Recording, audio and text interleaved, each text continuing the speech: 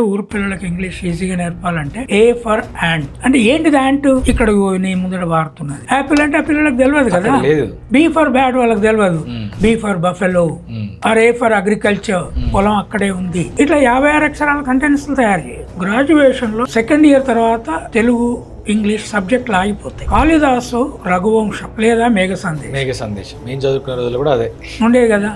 అదే బిఏలో Wordsworth nature మీద poem చదివితే స్కైని డిస్క్రైబ్ చేసిన, ఫ్లవర్స్ డిస్క్రైబ్ చేసిన, అది ఇక్కడ ఇండియాలో కూడా గట్లే ఉంటాయి కదా. ఎక్సెప్ట్ పేర్లు డెఫాడల్ ఉండకపోవచ్చు కానీ మనకు మోదుగు పువ్వు ఉంటుంది. ఈ సిమిలర్ నేచర్ మీద ఆ మేఘ సందేశం చదివినప్పుడు అయితే నాకు అరే ఈ మేఘం ద్వారా సందేశం పంపుడైంది, దాంతో ప్రేమ అయింది. తర్వాత నేను వరుదిని ప్రవరాఖ్యుని పసరు రాసుకొని పోయి ఎగిరిపోయి ప్రేమించాడు. ఇంగ్లీష్ సాహిత్యంలో ఇట్లుండవు. ఇంగ్లీష్ సాహిత్యంలో it is a natural description of society. ప్రకృతి ఉంటది. ఇంగ్లీష్ కఠినమైన భాష కాదు.